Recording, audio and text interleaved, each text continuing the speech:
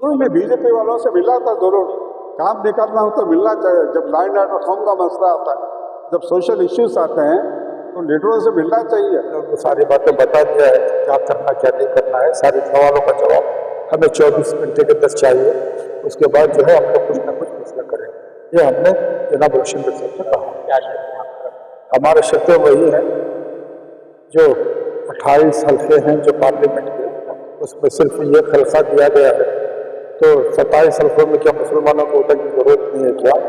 तो समझे क्या है मुसलमानों की कांग्रेस पार्टी बराए नाम एक सीट लेकर के समझती क्या है ये, और वो भी जो है एक सीट के अंदर मुसलमान मुसलमान बोल करके लगे खड़ा कर दिए। तो मुसलमान अगर यहाँ से कामयाब हुआ तो मुसलमान, अगर ना कामयाब हुआ तो उल्टा मुसलमानों के ऊपर तो पार्टी क्या करेगी? बेंगलोर सेंट्रल पार्लियामेंट्री हल्के से कांग्रेस के उम्मीदवार जनाब मंसूर खान जो उम्मीदवार हैं, उनको सपोर्ट करने के लिए हमारे जनाब मुजाहिद बाबा साहब और उनके साथी सदाए मिल्लत के तमाम सदाए इत्तेहाद जो तंजीम है, इस तंजीम से एक महफिल थी।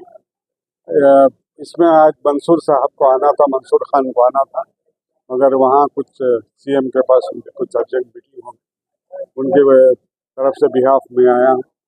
मैं यही अपील कर रहा था कि बेंगलोर सेंट्रल में ही नहीं, मुसलमानों को रियासत कर्नाटका के सारे 28 के 28 सीटों में कांग्रेस की हिमायत करना है, कांग्रेस को जिताना है, कांग्रेस कैंडिडेट को लाना है। अगर आपके रिश्तेदार कहीं कर्नाटक से बाहर भी हैं, अगर भी इलेक्शन की तारीख आ गए है तो वहाँ भी उनसे कहना है कि वोटिंग ज़्यादा करें। जिस तरह से आसाम में, जिस तरह से वेस्ट बंगाल में, जिस तरह से केरल में वोटिंग 90% से ज़्यादा होती है मुसलमानों की, इसी तरह वोटिंग ज़्यादा से ज़्यादा होने। इस वक्त हमको कांग्रेस के हाथ मजबूत करना, हालात का तकाजा ऐसा है। ठीक है, मैं कांग्रेस से सस्पेंड हुआ था और हम कॉलेज के ज़माने से स्टूडेंट लीडर के हैसियत से आए। ठीक है, हम लड़ते हैं तो छोटे मोटे लोगों से लड़ते नहीं, बड़े नेताओं से लड़ते हैं, तो ये सब चलती रहती है। मगर अब वक्त का तकाजा है कि अब हम खामोश नहीं बैठ सकते, कांग्रेस के हाथ मजबूत करना है। इसके लिए हम आप पुराने कांग्रेसी रहे हैं। मैं स्कूल के 17-18 साल की उम्र से मैं कांग्रेस में रहा हूँ। मैं स्टूडेंट लीडर रहा हूँ, कॉलेज के इलेक्शन से जीत कर आया हूँ, all India national student union of India का जनरल सेक्रेटरी रहा हूँ। 78 में जब मैं कभी जवान था तो मैं और गुलाम नबी आज़ाद हवाना गए थे, क्यूबा गए थे, रशिया गए थे। तो उस ज़माने से मैं एक्टिव रहा हूँ पॉलिटिक्स में, उस ज़माने से ये कांग्रेसी रहा हूँ। अब झगड़ा चलता रहता है, कांग्रेस से लड़ाई लड़का हम जनता दल में चले गए, झगड़ा हो गया, गुल्लू राव से झगड़ा हो गया, ये जाके जनता दल में एमएलए बने। अब ये जो हो गया कि रोशन बैंक बीजेपी में चला गया, नहीं बीजेपी में कहीं गया नहीं।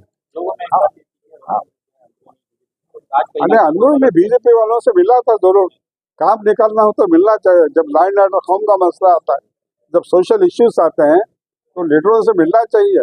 अगर येडियुरप्पा से मिलना है तो बीजेपी का चीफ मिनिस्टर है, कर्नाटका का चीफ मिनिस्टर है। तो जब कर्नाटका के चीफ मिनिस्टर को मिलने गया था, मैं कर्नाटका के होम मिनिस्टर से मिलने गया था, बीजेपी में शामिल होने के लिए नहीं गया। तो अभी लोकसभा इलेक्शन से क्या उम्मीद रख रहे हैं? ये उम्मीद रख रहे हैं कि इंशाल्लाह अच्छे नताज होंगे। सिलसिले में आज की मीटिंग, ये जो बेंगलोर सेंट्रल से मंसूर खान जो खड़े हुए हैं, उनकी तायद के लिए सदाए इत्तेहाद से दरख्वास्त की गई थी। अब वो दरख्वास्त जो है जनाब रोशन बेग साहब की तरफ से जनाब के रहमान खान साहब ने बात करके उन्होंने कहा था कि भाई आप लोगों से मुलाकात करने हैं और सदाए इत्तेहाद की तायद चाहिए। तो इस वजह से हमें खानकाह लक्कड़ शाह रहमतुल्लाह अलैह की बारगाह में हम लोग आए थे। आज इत्तेफाक जो है उनकी कुछ मजबूरी थी, उनके जनरल सेक्रेटरी सुरजेवाला और उनका चीफ मिनिस्टर एक इमीडिएट बुलवाए, तो उनके अवस में जो है जनाब रोशन बेग यहाँ आकर के पूरी जिम्मेदारी लिए हैं। तो हमने उनको सारी बातें बता दिया है कि क्या करना क्या नहीं करना है। सारे सवालों का जवाब हमें 24 घंटे के अंदर चाहिए। उसके बाद जो है हम लोग कुछ ना कुछ फैसला करेंगे। ये हमने जनाब रोशन बेग साहब से कहा। क्या शर्त है आप तरफ? हमारे शर्तें वही हैं जो 28 हल्के हैं जो पार्लियामेंट के, उसमें सिर्फ ये हल्का दिया गया है, तो 27 हल्कों में क्या मुसलमानों को वोट की जरूरत नहीं है क्या? तो समझे क्या है मुसलमानों को कांग्रेस पार्टी बराए नाम एक सीट देकर के समझती क्या है ये, और वो भी जो है एक सीट के अंदर सिर्फ मुसलमान मुसलमान बोल करके लाके खड़ा कर दिए। तो मुसलमान अगर यहाँ से कामयाब हुआ तो मुसलमान, अगर ना कामयाब हुआ तो उल्टा मुसलमानों के ऊपर।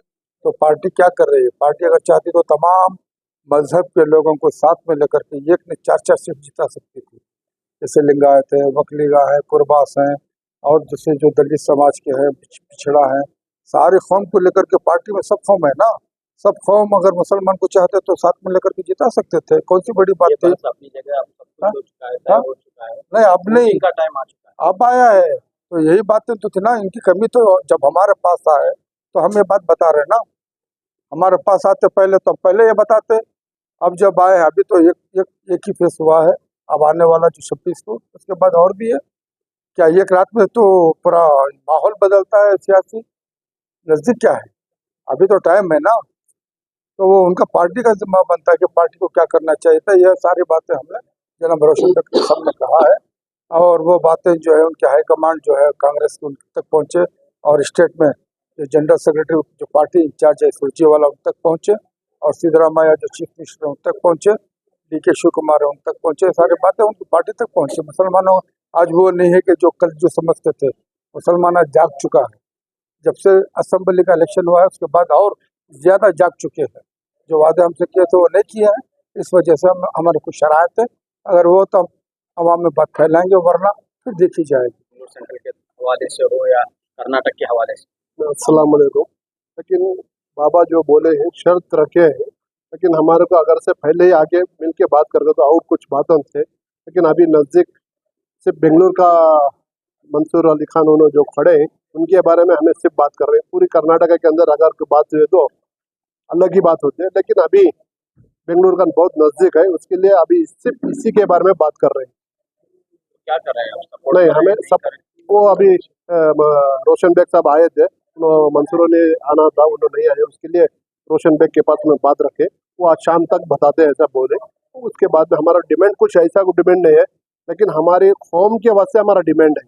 हमारी कौम के अंदर मुसलमानों के बारे में कांग्रेस पार्टी क्या कर रही है?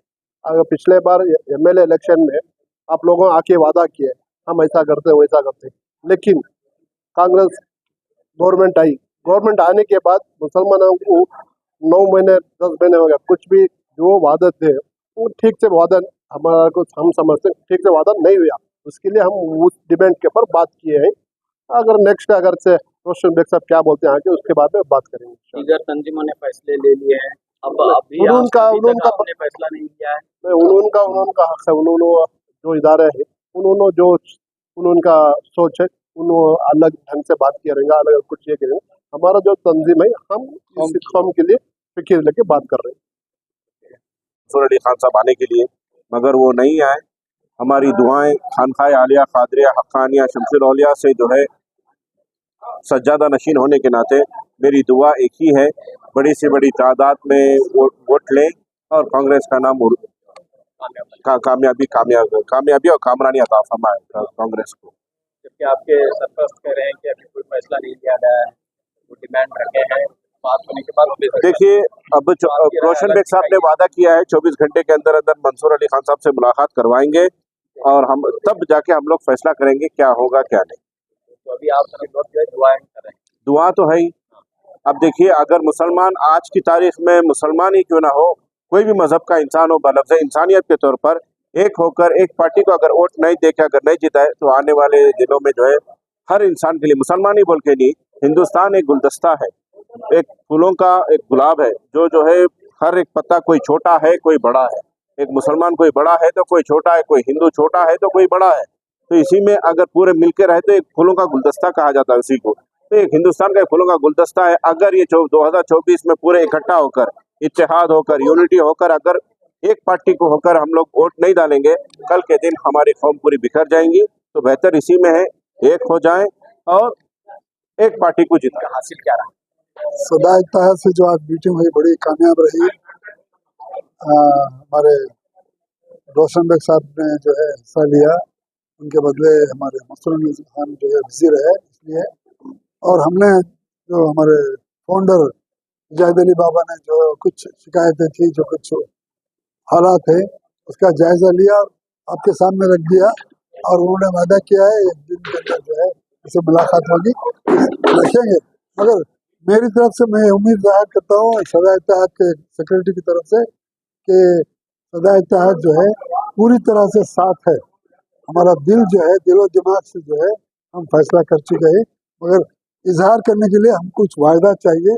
वो अगर वो वायदा करते हैं तो हम आपके साथ 24 घंटे लेकिन बहुत कम है। नहीं हो गया। चंद घंटों में जो है इंशाल्लाह हमने वायदा किया, हमारा वायदा पूरा हो जाएगा इंशाल्लाह।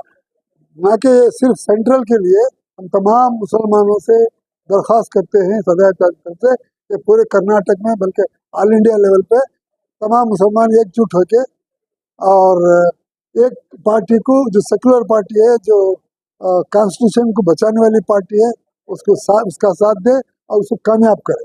आज ये जो मीटिंग हुई, आज की ये जो मीटिंग हुई, इसका अहम मुद्दा ये था कि वोट की अहमियत को समझाया जाए और वोट हर तरीके से दिलवाने की कोशिश करें और सिर्फ मुसलमान लोगों का ही नहीं बल्कि सब लोग, जितने हिंदू, मुस्लिम, सिख, ईसाई जितने भाई हैं, उनसे एक अवेयरनेस करवाया जाए और सब लोगों को बताएं। क्योंकि आजकल क्या होता है कि इंसान के सोच में ये बात आ गई कि मेरे एक वोट डालने से क्या होगा, नहीं डालने से क्या होगा। ये जो माइंड है, इस माइंडसेट को हटाएं और सब मिलकर पूरी जिम्मेदारी के साथ वोट दें। इसी पर आज गुफ्तगू हुई और बहुत अच्छा कामयाब रही। अस्सलाम वालेकुम। हाँ जी इधर हाँ आज जो हमारे सेंट्रल के कैंडिडेट जनाब मंसूर अली के लिए यहाँ पर सदा इत्तेहाद से गुजारिश है आपसे आके मुलाकात करेंगे और आगे के इलेक्शन में आपकी इमदाद की ज़रूरत है करके उन्होंने फ़ोन करने पे पूरी सदा इत्तेहाद के लोग यहाँ जमा हुए, मगर अफसोस के वो मसरूफियत की वजह से खुद नहीं आ सके। बजाय उन्होंने रोशन बेग साहब को अपना रिप्रेजेंटेटिव बना के यहाँ भेजा। सब बात हुई, इमोशनल बात हुई, सेंटिमेंट हुई, मुसलमानों के लिए हुई, मगर हकीकत ये है कि ये इलेक्शन है और इलेक्शन के तरीक़ों से ही जीता जाता है। सिर्फ पार्लियामेंट इलेक्शन के लिए मुसलमान के वोट ही काफ़ी नहीं है, अदर मुस्लिम कम्युनिटीज़ के बहुत ज़रूरी है, उसमें ख़ासकर ओबीसी, शेड्यूल कास्ट और अदर कम्युनिटी जो है।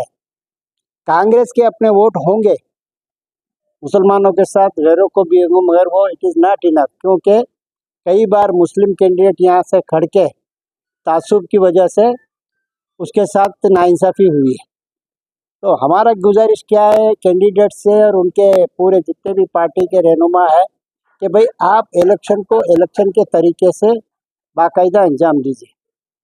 उसकी क्या क्या सहूलियतें करना, किस तरीके से बूथ लेवल पे और गली लेवल पे और सब जगह वार्ड लेवल पे उनका इंतज़ाम क्या करना आप सही तरीके से करेंगे तो इंशाअल्लाह मुसलमान ही नहीं दूसरे वोट भी आपके हक में ज़रूर पड़ेंगे। अगर आप गफलत कर देते हैं या चुप बैठ जाते हैं और सोच लेते हैं कि हमारी पांचों गारंटी के ऊपर और कांग्रेस के ऊपर ही सभी वोट आ जाएंगे, बेशक मुसलमानों के लिए तो कोई दूसरा चारा नहीं है कि मुसलमान कांग्रेस को ही वोट देंगे, मगर कितने परसेंट आएंगे उस दिन जुम्मा अलग है। बहन बेटियां, नौजवान बच्चे, काम वाले, दुकान वाले कितने बाहर निकल के आएंगे जब तक उनको आप सही तरीके से उनसे मुलाकात और बातचीत नहीं होगी। और मेरी गुजारिश ये है कि आप मुसलमानों की फ़िक्र छोड़ दीजिए। ये एक मुसलमान, अगर मुस्लिम कैंडिडेट जीता तो मुसलमान की शान बढ़ेगी, अगर हारा तो मुसलमान को बदनाम किया जाएगा। तो कैंडिडेट का जीतना हमारे लिए बहुत ही ज़रूरी है। एज ए मुसलमान वो जीतेगा तो पूरे मुसलमानों की इज्जत की अफजाई होगी और नाम बढ़ेगा। अगर आपकी कोताहियों से और आपकी गलतियों से अगर आपको खुदा ना करे कुछ रिजल्ट ये हुआ तो उसमें मुसलमान कोई जवाबदार नहीं, उनको बदनाम ना किया जाए। और मुसलमान को और जो भी रहबर हैं मुस्लिम, जो जितने भी तंजीमें हैं, उनको अभी तक आपने पर्टिकुलर जाके या किसी की तरह से अप्रोच होके उनको सभी तरह के इलेक्शन के लिए जो भी मटेरियल्स चाहिए, जो भी ज़रूरियातें हैं, वो अभी तक आपकी तरफ से किसी को मुहैया हुई नहीं।